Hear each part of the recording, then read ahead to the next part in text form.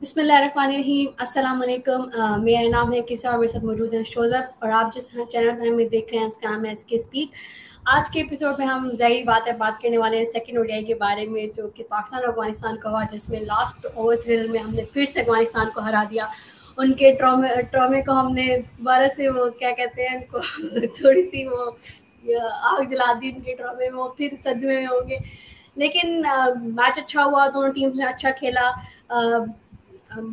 पूरी एफर्ट दी दोनों टीम ने मैच जीतने के लिए और ओडीआई क्रिकेट को अलाइव रखा हुआ है पाकिस्तान टीम ने, to be very honest. Shozab, overall match की व्यूज बता दें आप, क्या आपको कैसा लगा देख के? और जिस तरह मतलब कभी हम अप थे, कभी डाउन थे, कभी लग रहा था पाकिस्तान जीत रहा है, कभी लग रहा था नहीं जीत रहा, तो क्या ओवरव्यूज है आपके इस मैच के हवाले से? मैच तो काफी इंटरेस्टिंग था, काफी मजा आया मैच देख के। और अफगानिस्तान और पाकिस्तान का मैच हमेशा थ्रिलिंग रहता है और हमेशा एंड तक जाता है और समझ नहीं आ रही थी कौन जीतता है। और जिस तरह पाकिस्तान की सिचुएशन हो गई थी, काफी मुश्किल था पाकिस्तान का जीतना, लेकिन फिर भी हम जिस तरह मर मर के घसीट के जीत गए हैं। अल्लाह का शुक्र है। काफी अच्छा मैच रहा, दोनों टीम की तरफ से काफी अच्छा रहा। स्पेशली बैटिंग जो थी अफगानिस्तान की, स्पेशली रहमानुल्लाह गुरबाज ने जिस तरह बैटिंग की, उनके साथ जो दूसरे ओपनर थे उनके, उसने काफी अच्छी बैटिंग की। तो ओवरऑल अच्छा मैच रहा, दोनों टीम्स ने काफी अच्छा परफॉर्म किया, काफी मजा आया मैच देखकर।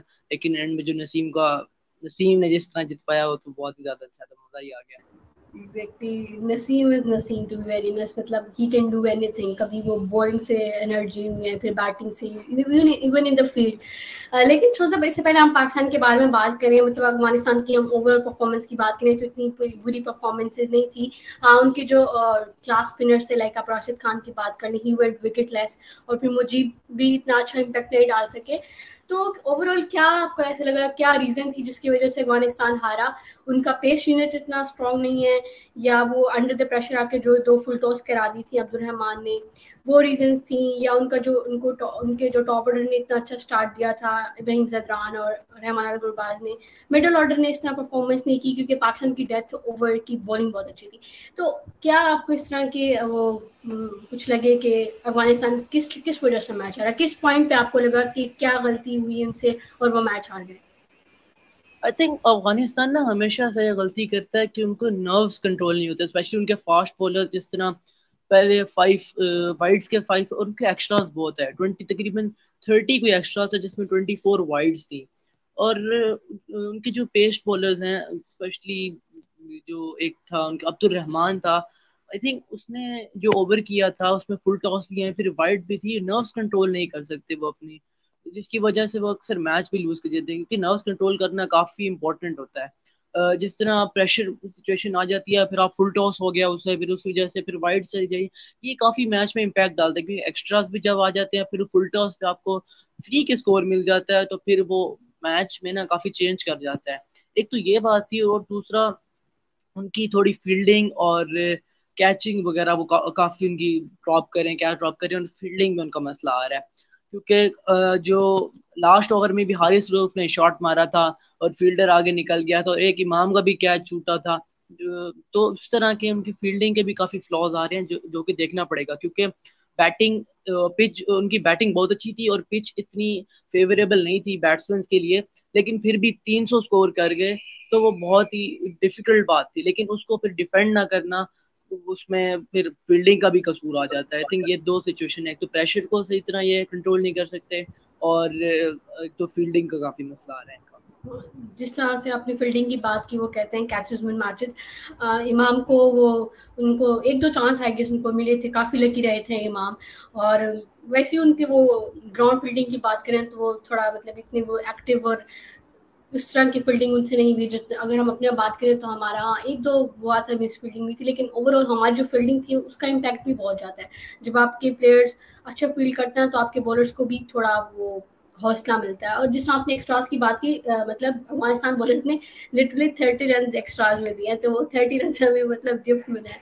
तो इस तरह की बात, लेकिन जिस तरह से वो मैं भी सुन रही थी, प्रेशर सुन रही थी, तो उसमें वो जो कह रहे थे अफगानिस्तान के कैप्टन ने आके कह दिया कि भाई अब्दुल रहमान ने जो, आई गेस उनका पूरा नाम अब्दुल सीधा रहमान ही ब्लेम है कर दिया। उन्होंने आके जो सेकंड लास्ट ओवर करा उसकी वजह से हम हार गए। तो ये मुझे बहुत ये मुझे बहुत अजीब लगा कि आप एक यंगस्टर को इस तरह आके कह रहे हैं कि उनकी वजह से मैच आ रहे हैं, हालांकि पूरे मैच की अगर हम बात करें तो उसमें कुछ इतने ज़्यादा और भी एरर्स थे जिसकी वजह से अफगानिस्तान हारा है। ज़ाहिर बात है एक प्लेयर की वजह से आप कभी भी नहीं हारते, तो आई गेस इस तरह का आके बोलना कैप्टन को नहीं करना चाहिए, स्पेशली यंगस्टर का जो कि जिनको इतना ज़्यादा एक्सपीरियंस भी नहीं है और ना ही इनका कोई डोमेस्टिक में इतना एक्सपीरियंस है। तो आई होप इस चीज़ को रिकंसिडर करेंगे और अब्दुल रहमान को आगे भी चांस मिलेंगे, क्योंकि वो हम पे बहुत रहमान था, टू बी वेरी ऑनेस्ट। वो अगर ना होता तो शायद मुश्किल हो जाता। खैर मूविंग फॉरवर्ड, छोटा पाकिस्तान की बैटिंग की बात करते हैं, पाकिस्तान की बॉलिंग की बात करते हैं। ठीक है, बॉलिंग उस तरह से क्लिक नहीं कर पाई, फर्स्ट ब्रेक थ्रू भी हमें बहुत मुश्किल से मिला। कभी कभी हो जाता है कि ऐसी पिचेस पे जहाँ पे पेसर्स को इतनी हेल्प नहीं मिल रही थी, लेकिन फिर भी हमने डेथ ओवर में अच्छी बॉलिंग की, उनको अच्छा रोक लिया। 350 का जहाँ तक उनका लग रहा था 300 तक हमने रिस्ट्रिक्ट कर लिया। नसीम ने अच्छी बॉलिंग की, शदाब की अच्छी बॉलिंग थी, सब ने मतलब हर समहाउ एक कंट्रोलेबल इकोनॉमी से बॉलिंग कराई। आपको क्या लगा कि बैटिंग की बात कर लेते हैं, क्योंकि बैटिंग में जिस तरह हमारा वो बीच में क्लैप्स आ गया था, रिजवान जल्दी आउट हो गए, रन आउट हुए, फिर आगा आउट हो गए, फिर इफ्तिखार का भी इतना इम्पैक्ट नहीं है। तो क्या क्या इस तरह की रीजंस लगी कि आपको कि जिस तरह इफ्तिखार परफॉर्मेंस उस तरह नहीं कर पाए? स्पिनर्स के अगेंस्ट तो वो स्ट्रगल करते ही हैं, लेकिन पेसर्स को वो भी इस तरह से हिट नहीं कर पाए। तो आपको क्या लगता है कि इफ्तिखार को रिप्लेस कर देना चाहिए मोहम्मद हारिस से, या उनसे कंटिन्यू रखना चाहिए?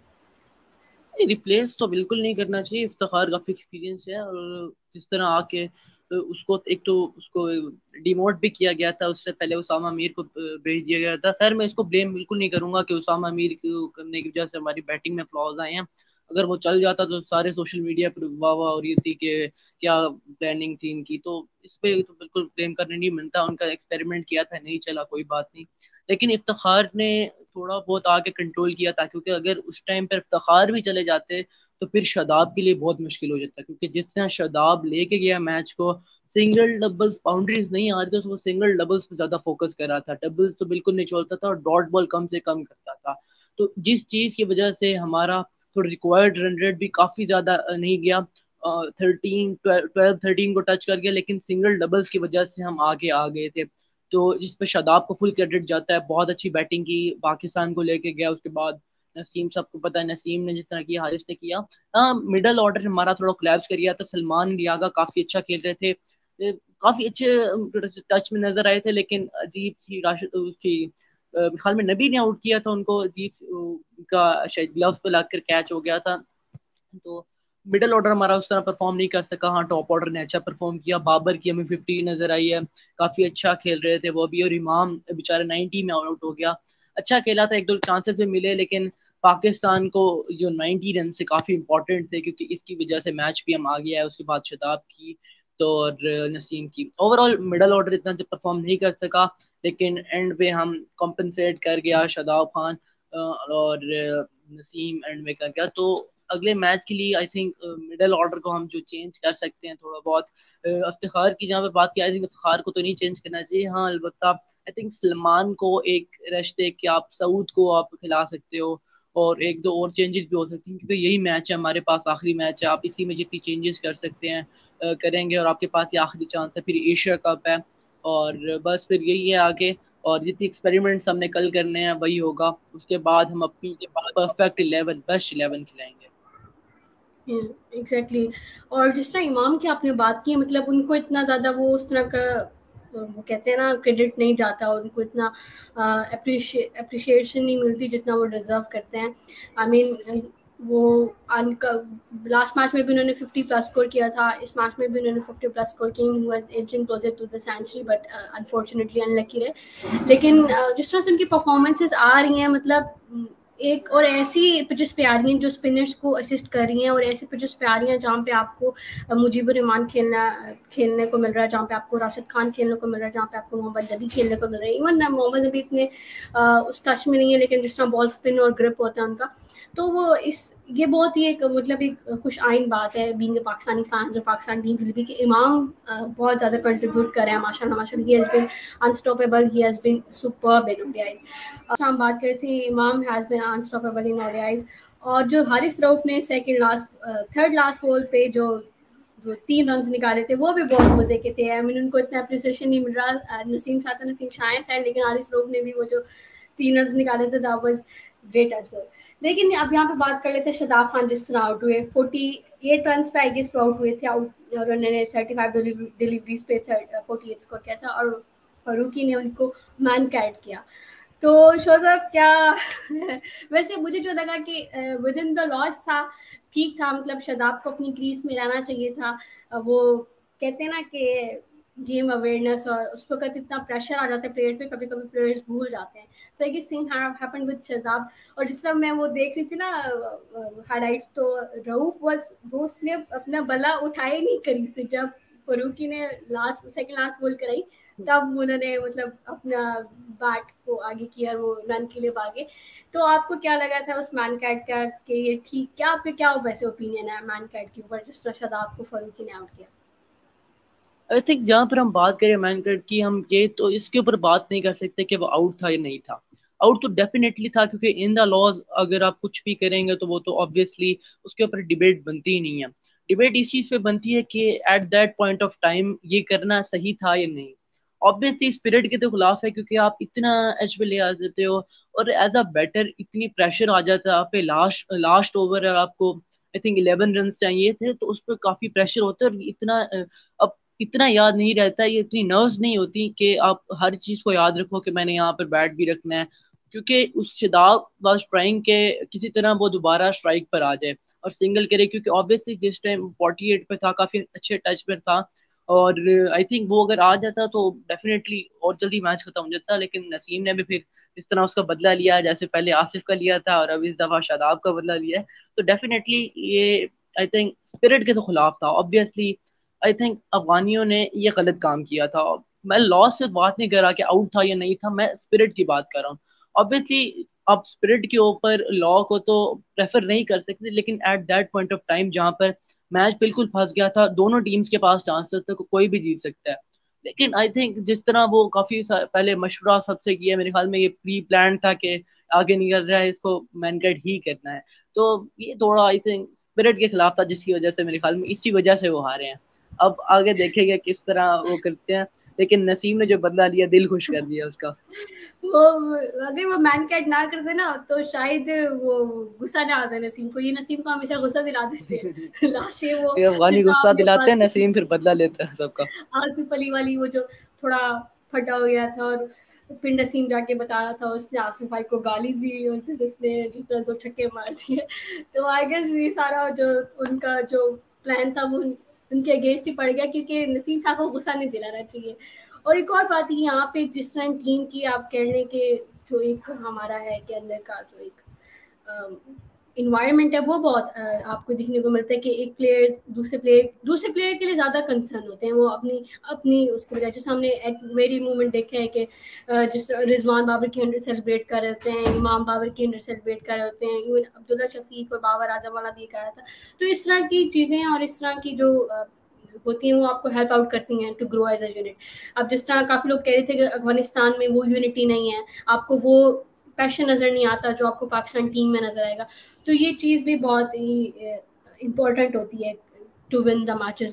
क्योंकि जब आपको वो कॉन्फिडेंस मिलता है, जब आपको वो सीनियर से वो एक कहते हैं ना कि एक अच्छा इन्वायरमेंट मिलता है, एक सपोर्टिव इन्वायरमेंट मिलता है, तो आप जाहिर बात है आप ज़रूर रिजल्ट्स दिखाते हो द ग्राउंड जाकर। तो हमारी टीम में भी माशाल्लाह ये चीज़ बहुत देखने को मिल रही है। अच्छा खैर, ये थी मैच की सारी बातें हो गई। अब जिस तरह हमने लास्ट वीडियो में कहा था, आपने कहा था 3-0 होगा और मैंने कहा था 2-1 होगा। अब दोनों की प्रेडिक्शन ठीक हो सकती है। खैर फिर से अच्छा, अभी भी मुझे लग रहा है कि शायद last ODI Afghanistan pull out कर ले। लेकिन चेंजेस आप क्या दिखना चाहेंगे शोजब टीम में? Are you willing to try Wasim junior, Haris Rauf या नसीम को रेस्ट करा के, या बल्कि शाहीन और नसीम को रेस्ट करा के? हारिस तो ठीक है, मतलब शाहीन और रऊफ, शाहीन और नसीम में से किसी एक को रेस्ट करा के हम वसीम जूनियर को ला सकते हैं, उसामा को रेस्ट करा के हम नवाज को ला सकते हैं, और जिस तरह आपने बात की थी कि सऊद को ट्राई कर लें, या इवन इफ्तिखार की जगह हम मोहम्मद हारिस को भी एक गेम दे सकते हैं, because he someone who can bat at 6 as well. तो आपके पॉइंट ऑफ व्यू से क्या चेंजेस होने जा रही हैं लास्ट ओडीआईज में? आई थिंक जिस तरह मैंने पहले कहा, सलमान को अगर हम एक रेस्ट करवा के हम सऊद को ले आए, क्योंकि सऊद डेफिनेटली हम उसको ट्राई तो करेंगे और उसमें लेकर आए हैं। अगर स्क्वाड में एक मैच तो बनता है बेचारे का, ट्राई करना चाहिए। जिस तरह टेस्ट में उसकी परफॉर्मेंस थी श्रीलंका में काफ़ी अच्छी थी, अब इसको ओडीआई में ट्राई करना चाहिए। सेकेंडली, उसामा की जगह एक मैच आई थिंक नवाज को भी देना चाहिए। नवाज को परफॉर्म करेगा, रिदम में आएगा, जिस तरह पिछली वीडियो बात करेंगे, उसके रिदम में आना काफ़ी ज़रूरी है।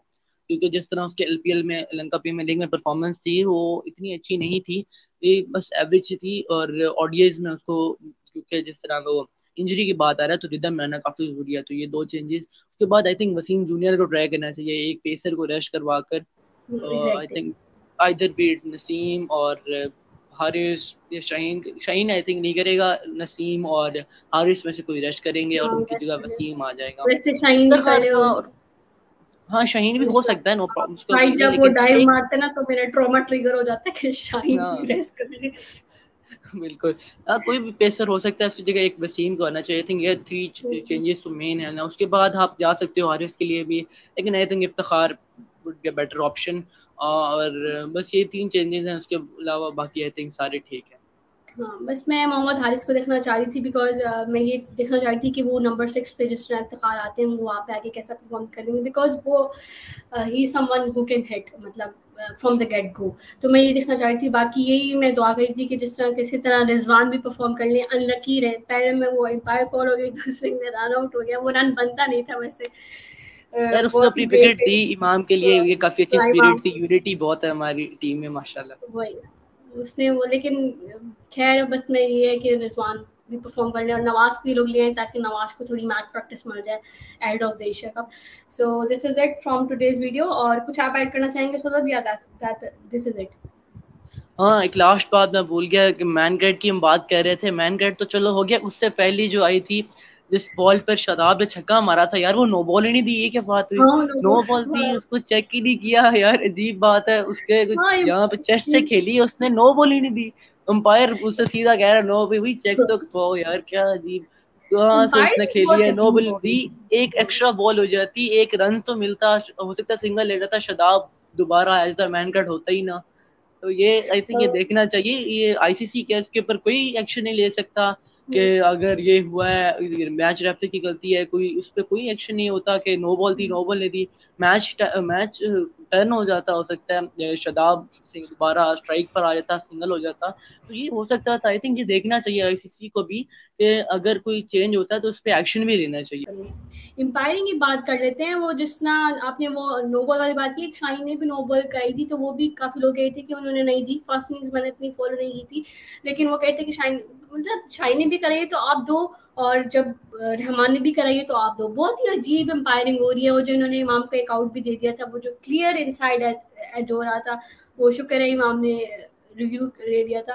तो एम्पायरिंग बहुत ही बायस्ड वाली हो रही है, वन साइडेड हो रही है, इस तरह नहीं होनी चाहिए। वो मैंने एक ट्वीट भी किया था कि एम्पायर, वैसे कहते हैं एम्पायर्स के इंसल्ट नहीं करना चाहिए, लेकिन थोड़ी सी क्रिटिसिज्म तो बनती है ना कि आप किस तरह के वो डिसीजंस दे रहे हो, बिल्कुल वन साइडेड और बायसनेस वाले, कि एम्पायर्स को भी चांद पे भेज देते हैं, जमीन पे उनकी जरूरत नहीं है क्योंकि वो इतने, मतलब हमारे अगेंस्ट सारे डिसीजन आ जाते हैं।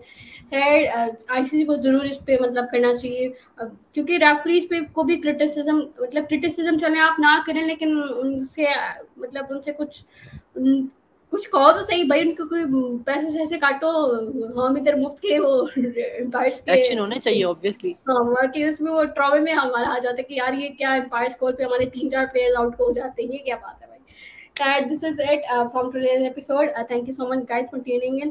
और I hope कि जिस तरह हमने इस मैच को एंजॉय किया, इस मैच को ओवरव्यू देने के लिए, आप लोगों ने भी एंजॉय किया सुनने के लिए।